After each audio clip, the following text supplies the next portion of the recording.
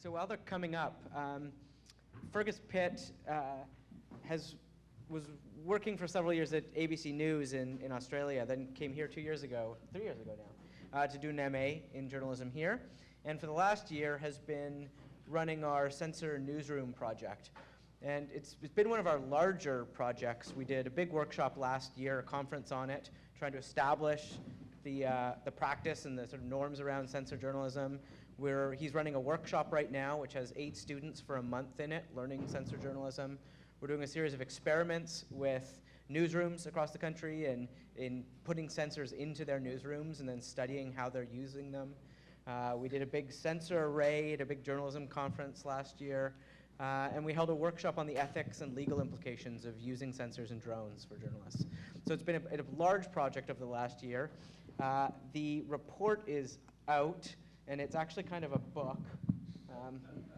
That is the report. But it's out today, and Fergus, along with a big team of people, have been working on it. And I will pass the mic to you, Fergus, to walk through the panel. Thank you very much. I'm just going to copy over. There we go. Okay, so hi, thanks for staying to the end. It's a beautiful day outside, but we'll still be able to kind of get a little bit of time on this. I'm going to just give you a little bit of an insight into what's in the ridiculously thick report before introducing the panel, who are wonderful. There's a kind of underlying hypothesis in the year's worth of work, and that's really that we're obviously going through an era in journalism where data is becoming more and more of the practice. At the same time, you've got technical skills finding their way into newsrooms and very, very broadly distributed technical skills in the community. You've also got a rapid cheapening of technology of all kinds, including sensors, are becoming, it's becoming more able, you can do more with it, and it's embedded in more and more and more of our world. So on the supply side, in the world, if you like, you've got sensors creating information, and you've got, on the demand side, journalism looking for more information and having the skills to use it. So it seems that there is an opportunity there to take a look at how sensors produce journalism and the kind of journalism that can be done with it. So the report, despite its rather large size, is not monolithic. There's a section at the start which kind of describes how the landscape of journalism, the landscape where sensors and journalism kind of combine. And one thing you'll notice from people who are practicing in this world is that that journalism doesn't separate from sensors. There's no such thing as censor journalism, if you like. There seems to be, however, sensors and journalism. Charles Barrett, who I hope is in the room, wrote a wonderful history of sensing, which I just love. And then we've kind of just got a section in there where we develop a bit of a language for sensing and a bit of grammar so that we start to, as journalists, talk about the same thing. There are 8 case studies, starting in 2004 when a journalist down in Houston called Diana Capiello strung up air quality monitors in the communities who lived near the oil refineries around there, going up to fantastic Pulitzer Prize-winning work by the Sun Sentinel, who proved widespread speeding on behalf of the police, off-duty police in Florida. And there's, of course, WNYC's archetypal participatory sensing work and a number of other case studies. So those case studies delve into what journalists did, the equipment that they used, the stories that they told, how they communicated knowing that they had drawn on this kind of sensor data. And we've also had a look at what the outcomes were and delved into some of the distinctive and notable elements of those projects and what lessons we might use as journalists doing this kind of thing. The third major part of the report is a legal and ethical section. And for that section, we kind of invited some lawyers, some technologists, some researchers, some journalists to identify what the potential problems might be and navigate a way through. And it kind of ranges from the surveillance and the privacy implications into the kind of truth-making processes and the intellectual property and even the kind of negligence and personal and property injury risks. There are some recommendations in there. Have a read of the report after you've read Claire Wardell's. And now kind of on with the panel. There are 4 people here who are kind of representing the organisation, so I won't steal their thunder too much other than just to give the names. We've got Joe Procopio from Automated Insights and Statsheet, Scott Klein from ProPublica, Nabiha Syed from, I always get the name of the firm wrong, so. Levine, Sullivan, Koch, and Schulz. You can say LSKS, that's easier. Thank you. And Shannon Dosemagen from Public Lab. So I suppose starting with you, Joe, seeing you're closest, I'll get you just to do 5 minutes on who you are and the Automated Insights company. Okay. Hi, I'm Joe Procopio. I am head of product at Automated Insights. We're a Durham, North Carolina company. We're about 5 years old, and we do automated content. We create automated, personalized narratives from big data. Like I said, we've been doing this for about 5 years. I'm also a writer myself. I have a startup column in a couple of local publications. I've been writing about startups for 15 years. And in 2011, I founded Exit Event, which was a crowdsourced news site and network of startups and entrepreneurs, which was acquired last year by Capital Broadcasting. Automated Insights started as a company called Statsheet. Robbie Allen was a distinguished engineer at Cisco. And at the time, I was coming out of a company that I had founded called Intrepid Media, which was a crowdsourced writer's site for which I had developed algorithms that would bubble up the best content to the front page. He and I met through a mutual friend who happened to be an investor. Time went along, and after a weekend, we came up with a design that would eventually turn into our automated content delivery engine. We raised $1 million, and within 6 months had created 800 individual websites, one for each college basketball, college football, pro baseball, pro football, and pro basketball team in the nation. Each of those sites were updated up to 5 times a day with automated content that had been developed by us, those being game recaps, game previews. For college top 25 updates, we do historical on this day, player previews, things like that. In 2012, we raised a $4 million Series A, changed our brand to Automated Insights, and started doing work in other verticals. Some of our customers you may recognize are AP, Yahoo, Bloomberg, MSN, USA Today, Edmunds, a number of people publishing our content. We run off something called the Wordsmith engine, which is what we have developed. Wordsmith is how we design and develop automated content and also deliver that content. What we're working on now are really 2 things. One is exposing features of our Wordsmith engine to the public, so our customers can bring their own data, so to speak, and develop their own automated content. The other is getting a greater foothold into the Internet of Things. So if you look at something like QuakeBot, which was the bot that broke the story on the LA earthquake back in March, for all intents and purposes, that's a web-enabled device which created automated content, although that was in a templated fashion. That's not what we do. But there are these web-enabled devices everywhere now. You'd actually be surprised. I'm always surprised at what I find out. And we're learning more about how to create content from them. Again, automated content is, the way we do it anyway, is not template-driven like QuakeBot. Before the first word is digitally written, we've run dozens of algorithms to determine things like tone, style, topic, prioritization of fact, lexicon. And then we mainly work in areas where human journalists either can't or don't want to work.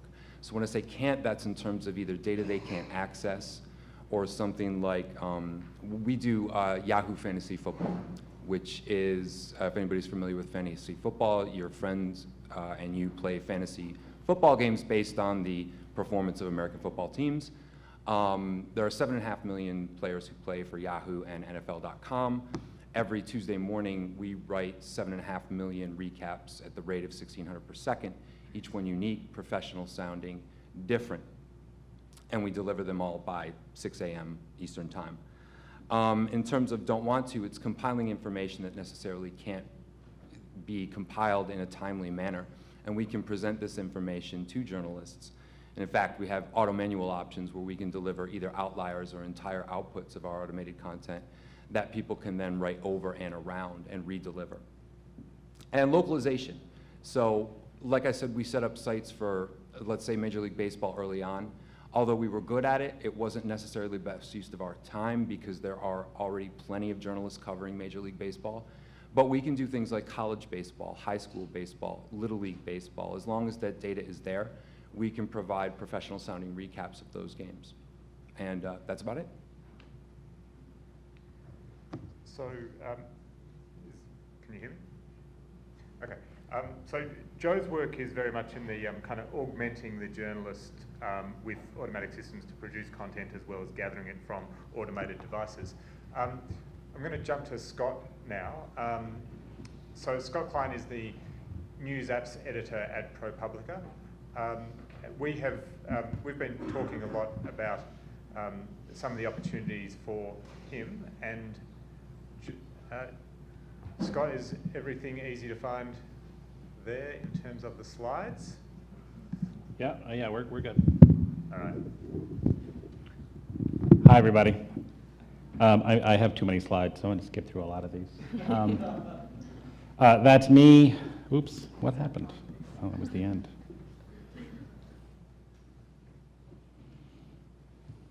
Just a moment.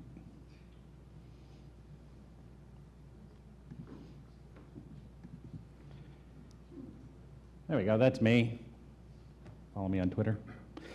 I work at ProPublica. I think by now probably everybody here at Columbia knows who ProPublica is, but just the 10-second version, we're a nonprofit investigative journalism outlet several blocks downtown from here in New York City.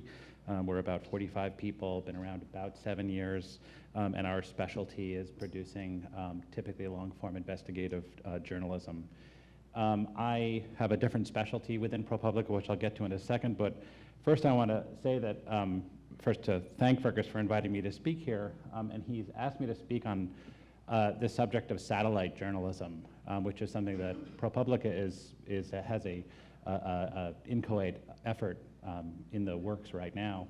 And as soon as he asked me, I sort of thought of poor Leica and realized I know about as much about satellites as Leica did. Who here knows who Leica was? Not bad. Leica was a stray dog in the streets of somewhere in Russia that the Soviet Space Agency captured along with several other stray dogs. Leica had the misfortune of being the friendliest and most cooperative of the dogs, so he was chosen to be the experimental space dog to go up in Sputnik 2 in 1957.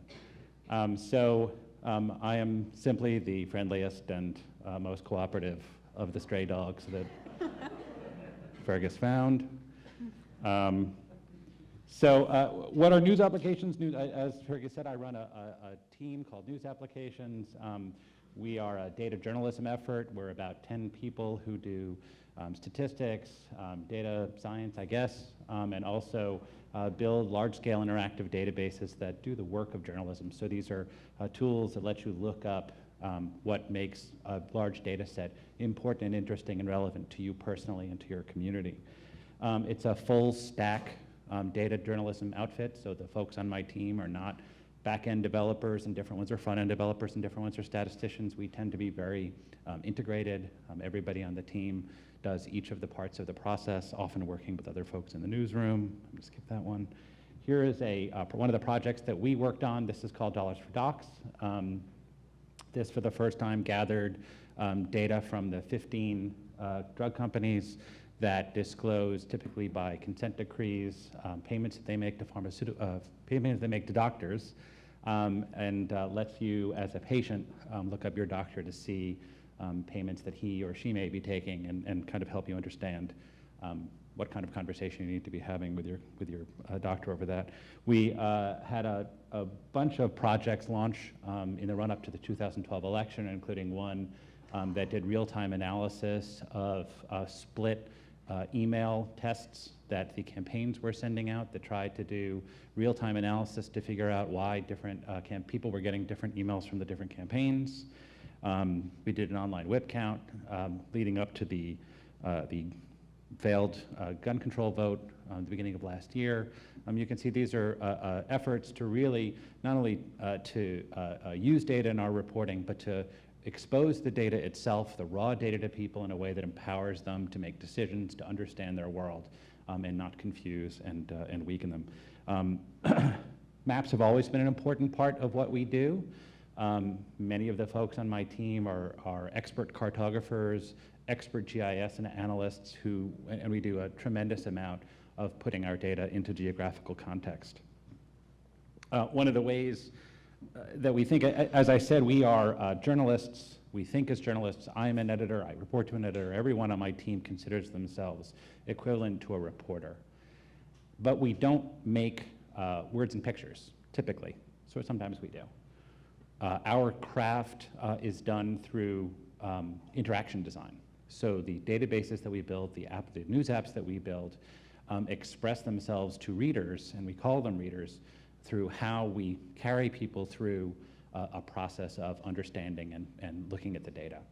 One of the main tools in our arsenal is levels of abstraction.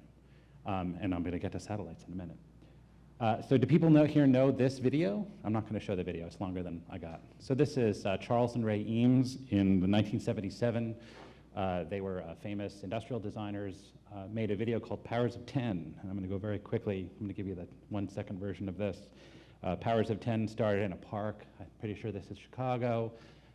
Shows a picnicking couple. The man lays down, falls asleep. We zoom out into the sky, and with every frame, we fall back an order of magnitude. So here's 10,000 meters, 100,000 meters. We're going to go on, out to the planet, and we're going to go super, super far. I'll keep clicking on this while I talk. So one of the things when I talk about levels of abstraction and interaction design as key tools in our arsenal, we are always helping frame information for people, giving them information at levels of abstraction, at contextual levels that make sense to them. So if they're always looking at the same data, we are giving them context and giving them and framing it for them in a way that's relevant and important to a certain frame, and walking them down the frame so that the so that they themselves can explore the data, but to do so in a way that tells our story to them. So in a way, satellite journalism being sort of the ultimate wide view of a data set has always been integral to what we do at ProPublica, though it was not until we first having conversations with the Tau Center and Fergus that we realized what a great opportunity using satellites in our journalism was. This is more of the same, levels of abstraction. So just to walk you very quickly through how this works in the real world, this is an app called the Opportunity Gap. This uses Office of Civil Rights and the Department of Education data to show people their school, and by way of that, schools throughout the country, how well they distribute educational opportunities to poor and rich kids alike. So this was called the Opportunity Gap. We published it a few years ago. It actually now has many, many narratives designed by a competitor of my friend here. So you come to the homepage of this. I mean, you can see that we give you the absolute national view of this data set. So we show you how every state compares by, these are up to 10 now data points. So you can see this is the national view. This is similar to the national map that I skipped past very quickly a couple of seconds ago. This gives you the absolute national view of the data so that you understand why the data matters, where your state compares. The state is a key factor here because they're one of the regulatory bodies that can really kind of pull levers within schools and within districts. So we show you first how your state compares along a whole bunch of different metrics. And then we invite you to look up your school. Now, I did not go to Santa Monica High, but if I did go to Santa Monica High, I would look at this, and I'm now down to, if not the 10 light years away, I'm down to the city view of this data. And this is a city I understand. There are landmarks that I understand. If I look at this number and I see that the 61% of kids who take the AP pass, or if I look and I see that 26% get free and reduced price lunch, which is our proxy for poverty, I know what that means because I went to that school, and now I have a frame of reference that I can use to understand what happened next, which is when I go even deeper and I look at other schools and I can compare now with empathy, because I can understand what Miramonte High must be like if they have that many wealthy, fewer kids in free and reduced price lunch, and Sequoia High, which has that many more. So that's all a very, very quick overview of what I do. How does it all relate to satellites and to poor Leica? About a year ago, I attended an event in this very room called the Sensor Journalism Workshop here at the Tao Center. It was an incredible day where I met amazing people who do work on a science fiction level of cool. One of the conversations that came out of that was a conversation with some folks at Code Studio and with Fergus about really learning how the US satellite system works. We actually have dozens of satellites that NASA launches and the USGS runs that we as journalists have access to and can call and just go on the internet and get photos from them. And I'm like a remember, so there's more that very, very little I know about this. There are folks on my team who have been working now for about 6 months, almost exclusively pulling images off of these satellites to work on them. And it turns out that there's actually a fairly significant history to using aerial photography and satellites in journalism. I'm going very quickly. 2012, a drone operator discovered that the Columbia Meatpacking Company in Texas was letting abattoir waste into the Trinity River. They got them shut down. Here is a satellite shot of Kim Jong-il's home. Very beautiful, has its own train. So we wanted to turn our sights on something that a story that we couldn't otherwise do. And one of the areas that we're looking at is the coast of Louisiana. Coastal Louisiana is losing, has a huge soil erosion problem. It is losing about a football-size amount of soil an hour. You can see, I don't know if you can read from here, 1,900 square miles lost since 1932. And then I think it's something like the size of Washington in the next 50 years. And what the USGS is telling everybody is that New Orleans is going to be a coastal city by 2050. And this is a story that we really have been wanting to tell for a while, and we think is a great opportunity to tell this with satellite journalism. So we have not launched this yet. The slides I'm going to show you are not published yet. They're going to look very different when we finally do publish it sometime this summer, but consider this a preview. So this here is a Landsat 8 image stitched together. It'll be better stitched together in the published version of the current coast of Louisiana. This is a map from 1922 of this same area. So I'm going to flip between them so you can see. Look at the very south. You can see how much of what used to be Louisiana. And these are homes, these are fishing villages, these are shrimping villages, these are places with culture and people and meaning that are now under the water.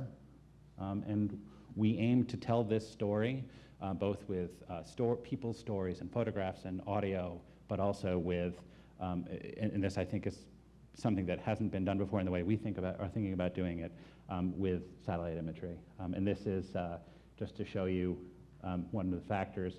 The red are drilling wells that have been drilled in Louisiana. And you can't really see it in this, but there are also a network of canals and pipelines as well. We are also, and I'm really almost done, working with an organization called Planet Labs, who have launched and will eventually launch a series of 100 toaster-sized small satellites that will orbit the Earth and take a 5 to 10 meter resolution photo of every place in America every day. So in addition to having some historical analysis using satellite data, in addition to be able to kind of showing you the top view, as I was saying, these at levels of abstraction, we also want to be able to show you something every day, so sort of a live cam of the soil erosion problem in Louisiana. So that's me. Thanks.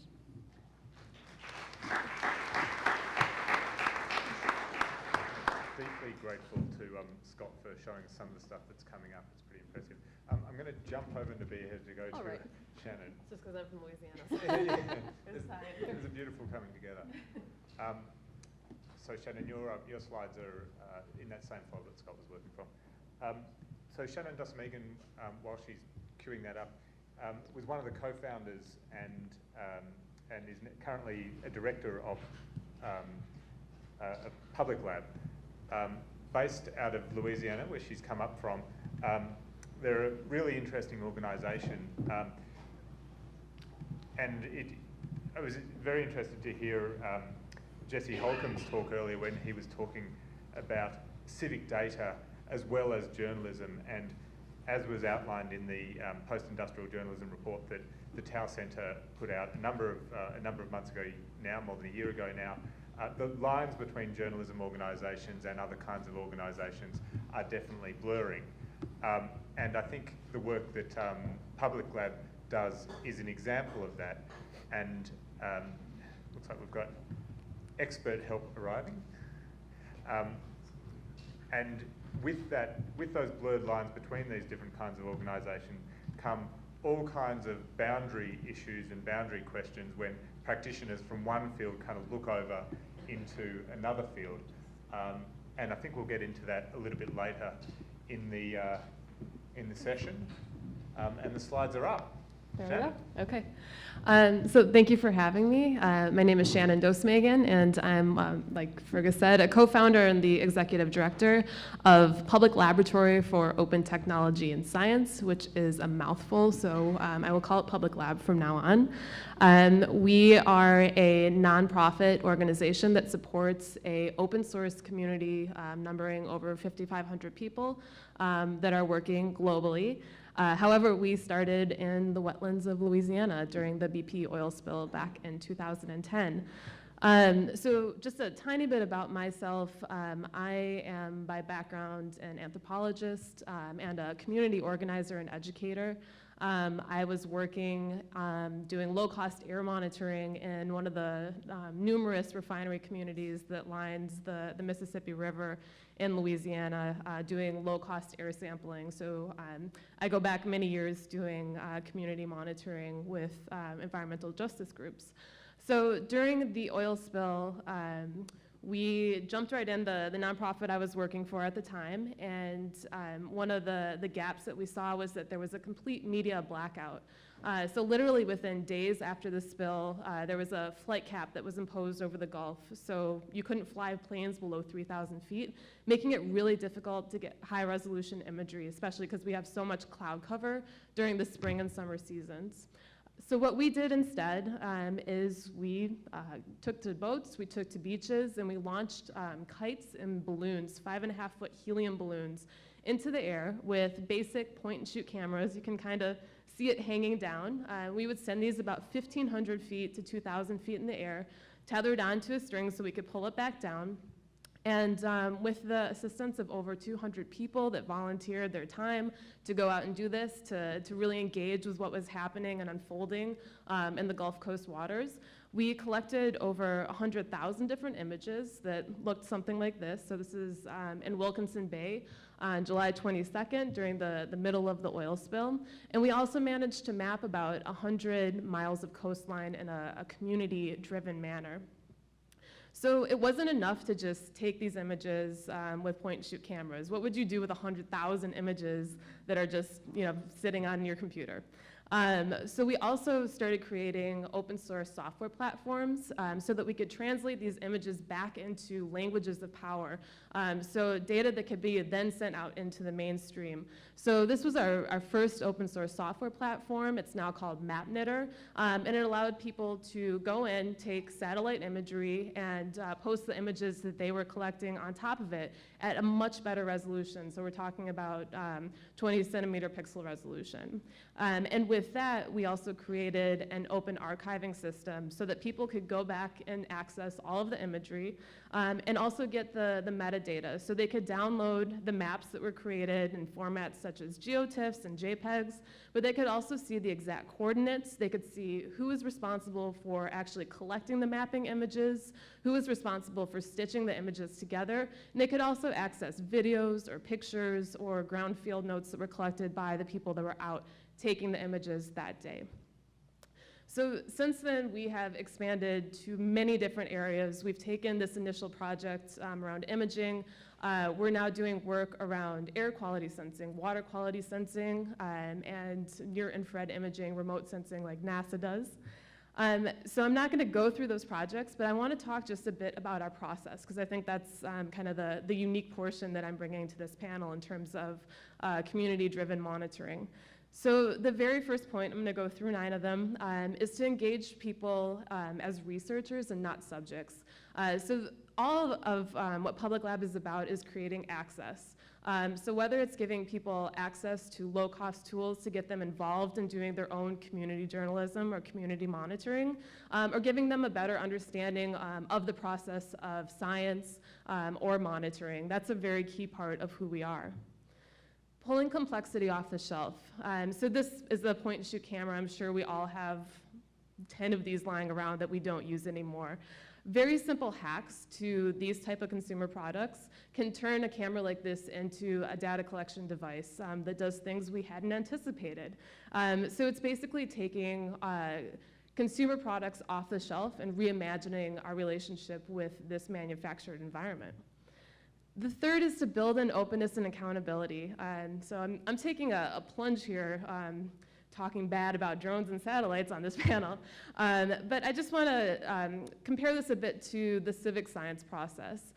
So drones and satellites are really great for giving us huge data sets, for being stealth, for being invisible when they're going to collect data. We're really interested in connecting communities to the data that is being generated. So when I put a 5-foot balloon in the air that's attached to a string that's attached to me on the ground, there's no way for me to avoid having to contextualize myself around the data that I'm collecting. So people can come up to me, ask me what I'm interested in, ask me what I'm taking pictures of.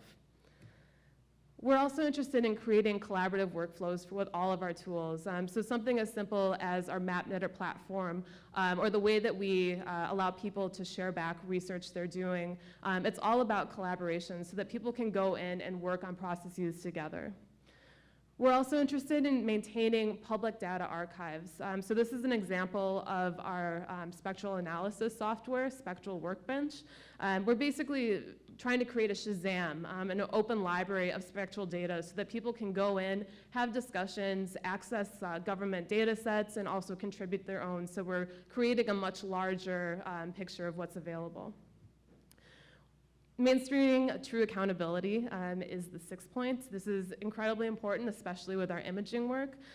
So we have a relationship and a partnership with Google Earth and Google Maps. So if you go into Google Earth and you see something that says copyright of public laboratory, that's come from the public lab community, if you click on public laboratory, it's going to take you back to all of the metadata that went into those images. That includes each individual image. It includes the actual resolution that each of the images was collected at, the map makers, who put the images together, any field notes that were involved in the process. Letting images communicate complexity. So I know that y'all are journalists, and this probably seems very simple, but when we're talking about sensors and data collection devices, many times we like to just put out data sets and say, here's the numbers, interpret it yourself. So when you're doing public science and you're doing public community work, you have to also think further about what's going to be the most accessible format to show things in. So although we have all the quantitative data sets, we're also interested in translating those back into imagery and visually rich pieces of information. The 8th is to protect our openness with viral licensing. And so we use a number of different open licenses that probably many of you are familiar with. We're the first open source community to adapt the CERN open hardware license, which, similar to a Creative Commons license, protects all of the hardware creations that the public lab community does. And then ninth, because of that openness and because of the licensing, we're really engaged in creating local versions of tools. So having better access to the materials to actually create. So for instance, in the top left, the second in, this is the very first version of a rig stabilizer for one of our balloons. It had cardboard stabilizing wings so it wouldn't swirl around, but in the humidity of the Gulf Coast, they wilted quite quickly. Because of our open source licensing, the next model to come about was the green bottle that had plastic stabilizing wings. So that may not seem like a huge invention or a huge modification, but it was really important in the localized context. Okay, so that's just a bit about Public Lab. I just learned that we're a case study in Fergus's book, so if you'd like to know more, you should take a read.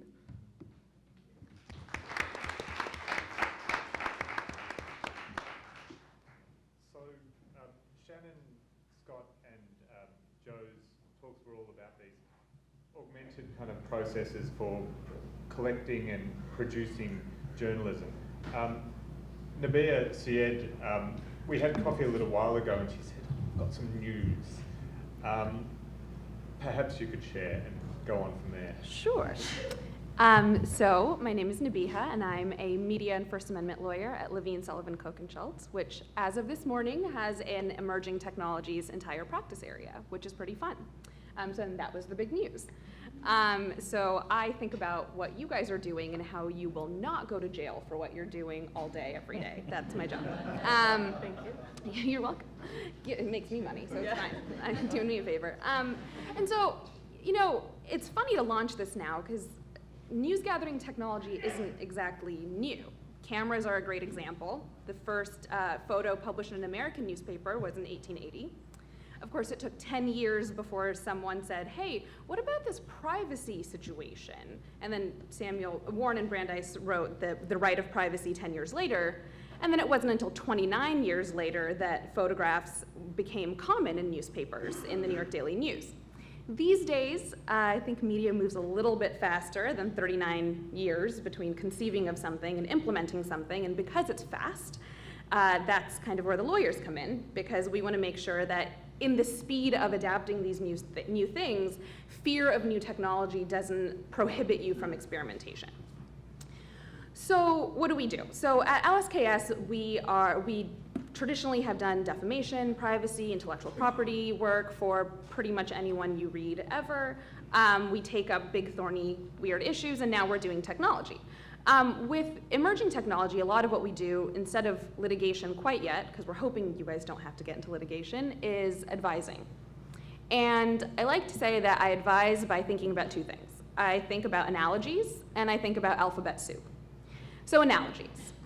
The way the law works is that you think about what's come before, which would be your precedent, and apply it to the new thing. So these days I'm doing a lot of advising to freelancers and other institutions about drones and how to use drones for their investigative journalism, how they use drones to verify what a slaughterhouse is saying about where they dump their refuse, about whether we can attach sensors to drones to verify air pollution information, so on and so forth. And in thinking about that, advising them, you start to think about analogies, right? So is a drone really just a camera in the sky? So if I had taken a photo of that river from the ground, is it really different that something's in the sky? Let's think about it. Let's think about the constitutional protections and the legal protections you have in terms of that analogy. Is a sensor that detects temperature really just like a sensor that detects light, also known as a camera? Does that entire body of law then come and help the use of sensors and the protection of sensors for journalism? That's something that we think about. The next category of what we think about when we give advice is alphabet soup. And this is, that's all to say that there are a number of statutes and other rules and regulations that apply to new technologies in a way that they don't quite translate to people doing kind of pen and paper, going out interviewing people, reporting. So for example, the FAA, the federal, why did I just blank on what the FAA stands for? Aviation Authority. There we go. What the FAA does, the FAA has rules and regulations of its own that bear upon all people using drones, including journalists who are doing so. So you have this seemingly neutral application of these rules and regulations from agencies that directly impact what journalists will be doing. This is the same with wiretapping statutes or the Wiretap Act if it has to deal with, perhaps you have a censor that happens to sniff Wi-Fi passwords, which is what the Ninth Circuit decided that Google could not do, right? So you have to think about what is this alphabet soup? What are all these statutes that may bear upon the new tools that you're using? And those are kind of the two arenas that we think about when we're giving advice on this stuff. It's up to you guys to think about the actual creative things that will make me sit down at my desk and think about it with more specificity, but that's a broad overview of what I do. All right. So, Joe, I want to kind of start with you because we discussed it a little bit in email. These are new ways of creating and communicating knowledge, and one of the things that I kind of kept hearing today in all of the panels was this question of, well, is it representative? Is it true? You've got a highly automated process. How do you think about truth and accuracy when you've got these highly automated processes? What do you need to put in place? Well, in some sense, truth and accuracy is easier with data because data doesn't lie, or sometimes it does, but most of the times it does not. But it is also very limiting to what we do. A lot of what we spend our time on is outlier analysis, not only within the data itself, whether that's bad entry or repetitive data or anything that could go wrong in the data collection process, all the way to what we put out and what we say about it. When I mentioned before that we have an auto manual process, what that does is it allows us to send or flag outliers and send them to a human so they can double check that data. Usually that human is us before we ever engage with the end user, and we're allowed some time in their QA process to make corrections. But it also goes into the very design itself. Sports is easy. In sports you either win or lose or you tie. A lot of times that's soccer, right? When you take that next step into something like investing in finance, which is where that was the next vertical we took on, the difference between good and bad gets really, really blurry. And the example I use there is, your stock went up today. That's fantastic. But if your stock goes up on a day after a quarterly earnings report that blew it out, and maybe you got a couple downgrades and you're flirting with a 50-day moving average, that's suddenly not your best day. So we have to be very careful about when we use terms like good and bad, right and wrong, good, better, best. And a lot of times that's not quantifiable. One thing in design is we can't ever use concepts. Like I've forgotten the use of like the number 10. We have to use percentages, standard deviations from a greater context. Because we're not just spitting out data, we're putting that data into a separate context. One of the reasons we don't touch social so much is because there's not a lot we can say about social on its own. If you like something, we know that you like it. We don't know why you liked it. We don't know whether it was a joke that you liked it. We don't know, did you not like it yesterday and then all of a sudden you liked it today. We don't know a lot of that stuff, but if we're able to take other data sources, aggregate historical, then we're able to produce a much more robust report. So we do have to be careful about when we're saying things are good, bad, or if we're indifferent about it. And we either do that by leaving it out completely, which is a bummer. I hate when we have to do that. Or getting very, very granular with the description of what we did. So I'll take it back to sports because that's what we started and that's what I love. Instead of saying Adrian Peterson had a great day, which is kind of obvious, sometimes we have to say things like Adrian Peterson had 3 touchdowns today. It was the first time he had done that since 2010. And that becomes a little bit more robotic sounding and takes a little bit of the human aspect out of it. But I tell my team constantly, we don't have to be great, but we can never be wrong. And I think once you start being wrong, that's where the whole concept of automated journalism goes out the window. So, and Shannon, to kind of branch out from that, Jeff Warren, one of your kind of co-founders, has quite an interesting take on kind of accuracy, and he talks about, well, what is this data for? And I know that's something that you're thinking about a lot. Could you talk about, the relationship, I suppose, between accuracy, what the data's for, and the subtleties that aren't necessarily there in that simple delineation between true and false, Sure. So I think that one of the things Public Lab is really interested in is, again, as I mentioned, access. So giving people the ability to tell stories and to participate in a dialogue that's happening about things that are important to them. So whether that means that the refinery air quality data that they're capturing themselves is just a predecessor to a larger DEQ or EPA study, it might not make a difference to that community as long as there's an entree for them to start a line of communication with the people who are making decisions about their neighborhoods.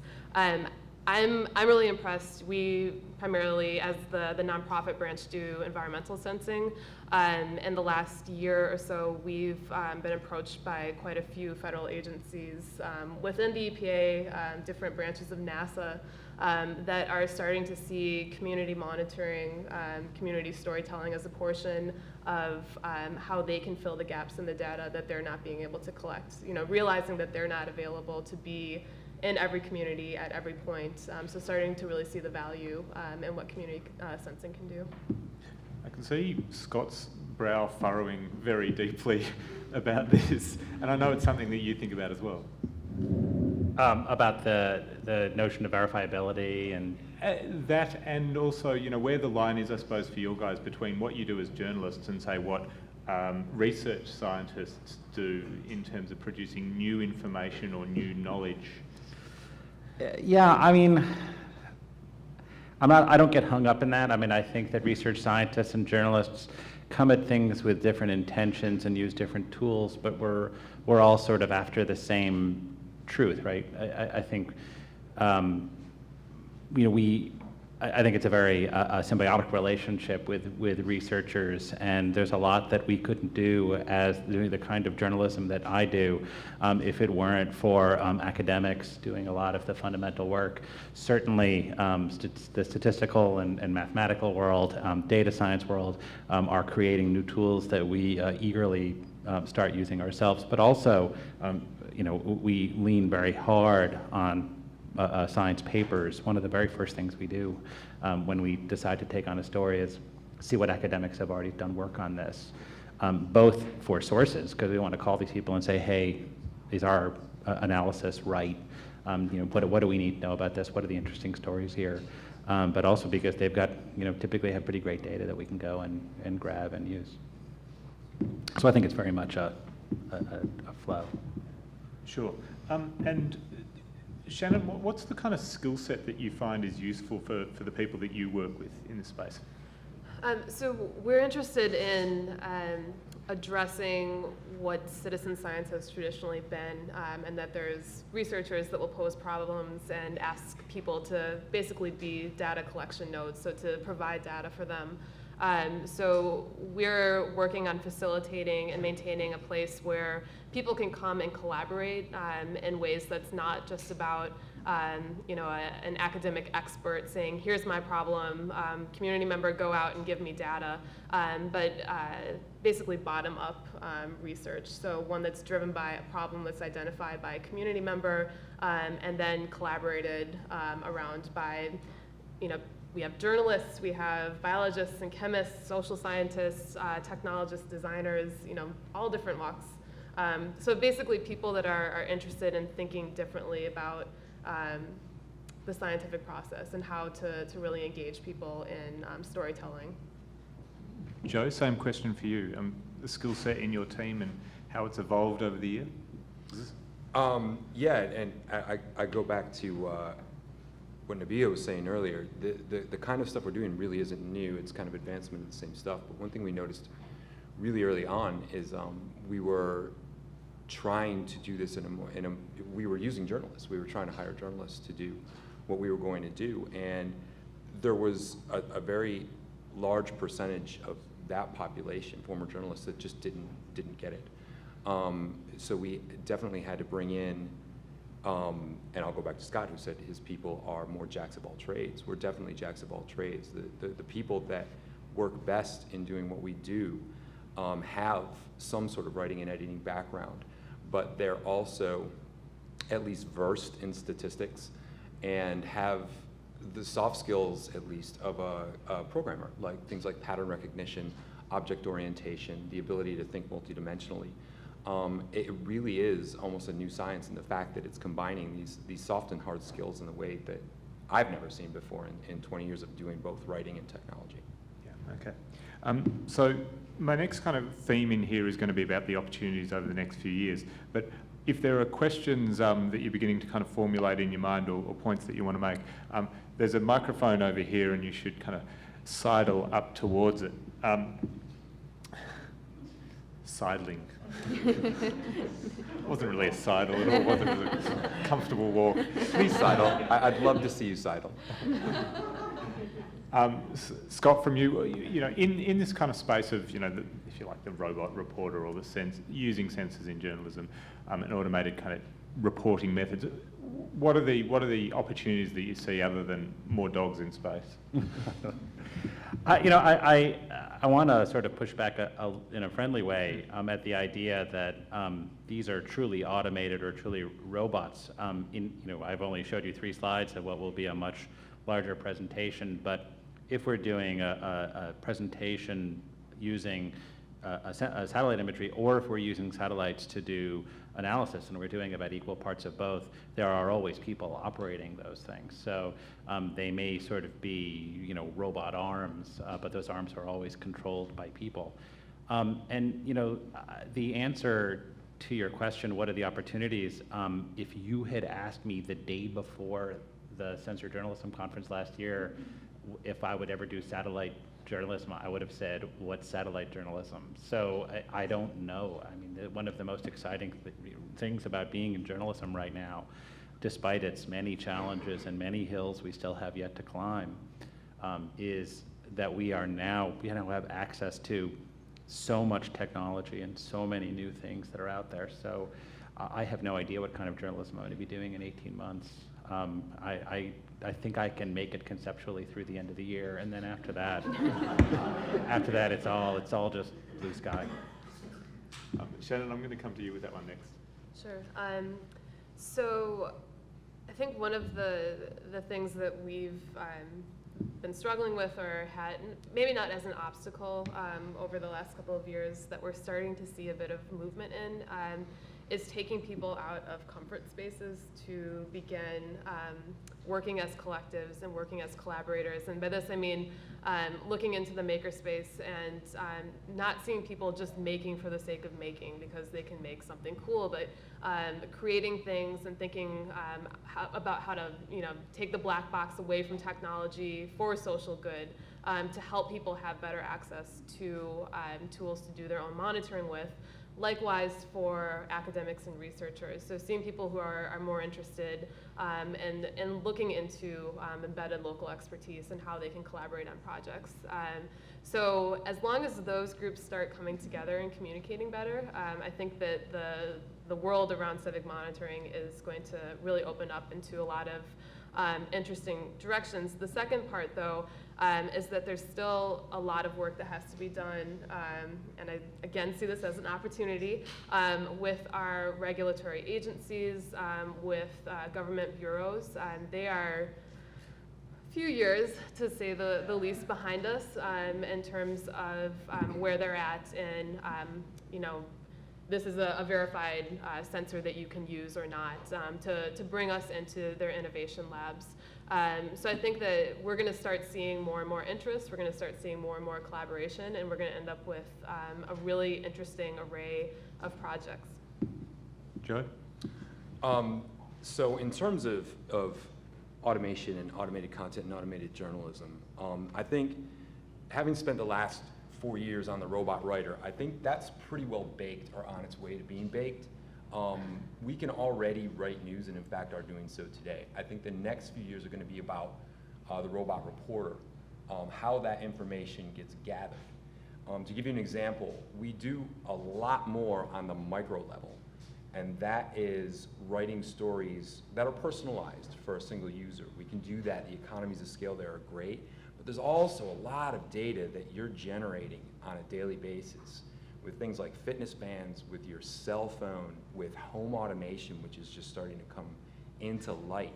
we can write some really good stories that are actually not only valuable, even though they're only valuable to one user, they're very valuable to that user. I think you're gonna start to see that now on a macro level with things like drones. And if you ask me today how automated content would use drones, I don't have an answer for you, because there is so much human interaction that has to interpret and disseminate the data that those drones collect. But home automation, I think, is a doorway for city automation. I think you're seeing things like geological, chemical, even traffic sensors that are tracking things on a community and even localized basis.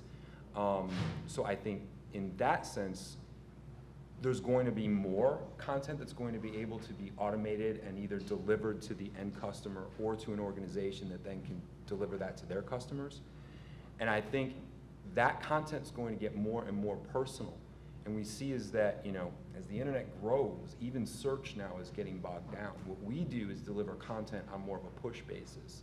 And the more we know about you, again, there are huge privacy concerns there, and we've actually been stopped out of a couple of projects because our customer could not get the legal green light to be able to deliver it to their customers because they hadn't opted in. I think that will become more and more personal, so your news will be delivered to you about you. Again, we're not doing like a stock market report of the day, but we can do a stock market report that directly speaks to your portfolio, and we can do it pre-market, post-market, or say during the day when there's a spike or you get stopped out or something like that. I think that's where we're going in the next 1 to 2 years. Yeah. Nabila, do you want to take a swing at that, or do you kind of consider that outside your brief? At the idea of automation? Well, the idea of kind of what you see as the opportunities. No, actually, well, I mean, in terms of opportunities, right, the lawyers are chasing after the opportunities, either stopping them or like helping them wiggle their way through the path to get ahead. So, and I tend to like to be the latter. One point that you made about emphasizing the humanity behind the tools is key for any legal protection. So long as we can say it is the intent, the expressive intent of a person to deploy this drone or this algorithm or whatever, you are safely in First Amendment territory. When we start saying, oh, the robot did it on its own, we have new questions of liability. So I think that was actually an incredibly important point to be making. In terms of privacy, I think we're actually at a crucial moment in privacy, because a lot of the tools that we talk about, when we talk about drones, when we talk about data collection and analysis, these are concepts that were introduced to the layman, which includes lots of judges, as tools of law enforcement, as tools of security states, as tools that are oppressive, not liberating, not providing news for the community. They don't think of that in those terms. And I think there's going to be a real translation issue of when I have to stand in front of a judge and explain, no, that drone was doing good things. It wasn't watching you in your backyard sunbathing, Your Honor. It was looking for malfeasance of some sort from the sky. That the idea of translating what these tools do and how we can think about them will be another, I think, big task. You know, judges and lawmakers can't get their mind around the fact that I didn't go to journalism school and yet I can still claim as a blogger First Amendment protections, right? So that process is slow. But I think so long as we emphasize that this is expressive, it's for communities, there's a value to it, I think we can hope that the law provides some of a shield for what you guys are innovating. So Shannon, this might have been what you were referring to, but I know last fall, NASA's Jet Propulsion Laboratory held an event where they were looking at, they were trying to solve a problem around how you can build a bridge between the open data community, and not even necessarily the open data community, but data and communities, and be able to build a bridge where people are sharing data in both ways. And also, not just sharing, but also this collaborative storytelling that you're talking about. So I think there's really something there to that model that's being explored and developed, and I was wondering if maybe, you know, my reference might not be the one that you're talking about, but just what you're learning in terms of developing that model around data, you know, shared data collection, and then the collaborative storytelling. Yeah, I think, so I was at a JPL workshop in fall. I don't think it was this one, it could have been though. I think NASA is particularly impressive in terms of interest in seeing data flow two ways. So how can community-generated data fill in gaps for them, as well as how can their large data sets then be helpful to in a community context as well. As well as in a much broader one. Specifically for us, I can give you a for instance of how this might look. NASA Develop was interested in sending up a satellite that would look at refinery flares. One of the things that can't be detected was chromium coming from the flares.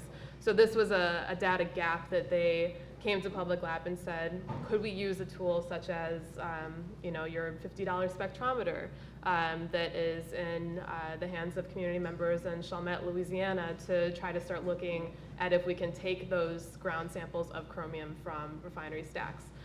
So they weren't interested in just saying, like, give us the data, but how can we work with you? How can we engage people in an applied process in terms of this two-way flow of data? Does that answer your question? I'm sure there's also takeaways in terms of what didn't work, Mm-hmm. and I think that there's a lot that I just want to begin that conversation because I think there's a lot that journalists can take from it as we continue to do this collaborative storytelling. Sure. I think probably the biggest didn't work moment for us is still in terms of patience. A lot of the sensors are, the sensors that are being deployed, the sensors that are being created are many times being developed in isolation from one another. And so, agencies will come and say, all right, we want to do this in an applied manner. We want to do this as a community embedded project, but then expect things to just work and go for it right away. But there has to be patience. There has to be the ability to support organizations, to support labs that are thinking about creating these sensors, to help them get to the point that those will be applicable data sets that then this large regulatory agency can use, right? It's very opposite the news cycle.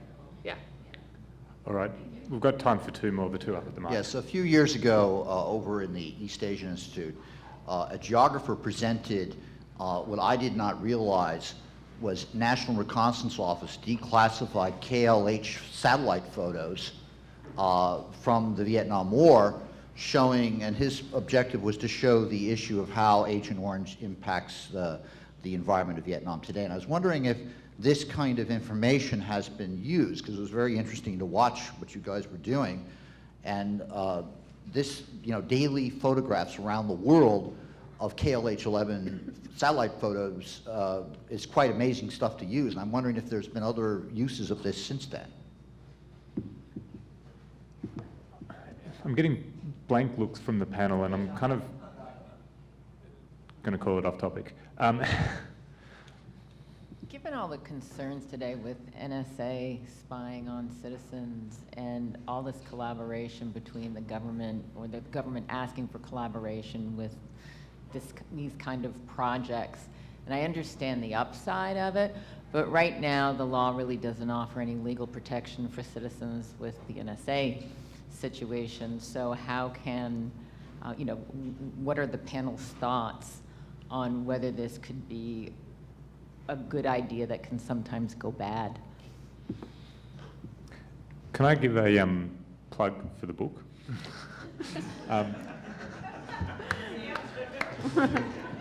There are a lot of thoughts in the book by people far smarter than me about these kinds of questions. But one of the themes that keeps coming up is from the people who are far smarter than me, to keep going back to the communities and not only involving them in the conversation of the kind of information that's collected, but also talk and genuinely engage in terms of, well, what should we be doing and how should we be doing it? But Nabila may have also. Sure. I mean, I think the answer can't be that we stop producing information or giving it currency because it might be aggregated by another source. The answer is, right, that we create those protections. And there are people attempting to implement at least some sort of safeguards, right? So for example, if the NSA subpoenas you for all of your information, she does have some legal recourse to be able to argue. if they serve her with a national security letter. Increasingly, there are in fact avenues by which we can argue back. So while it's, I think legitimately, it's something to think about, and I think that's what I was trying to get at by saying this is a funny moment in time for a lot of these questions, we can't not produce this because But it's worried. already out there. Exactly. I mean, you don't, there's no subpoena process that even has to be enacted because they're already doing it, and there's no kind of, the question or the debate is out there now. So the fact that you would go through a legal process, you know, going through litigation for something like that can be incredibly costly to the average person and pretty impractical, and at the same time very harming. Sure. So I guess I would press back by saying, if on one hand what you're saying is all the information is out there and the NSA has it, well then fine, we might as well be writing about it because they already know, so other people should know. If what you're saying is perhaps we collect and aggregate and make sense of data in a way that they might not, and then we're adding value, then I would refer back to my first answer, which is we can't stop doing that function because they might learn something from it. Then we in fact need to create those protections and enforce those protections. And I understand that it is costly, but there are people who do it for free. I started a clinic for investigative journalists to protect against that kind of thing, and it's free. So I understand that it's, I think, of concern. The issue of collecting lots of data about human existence is of concern.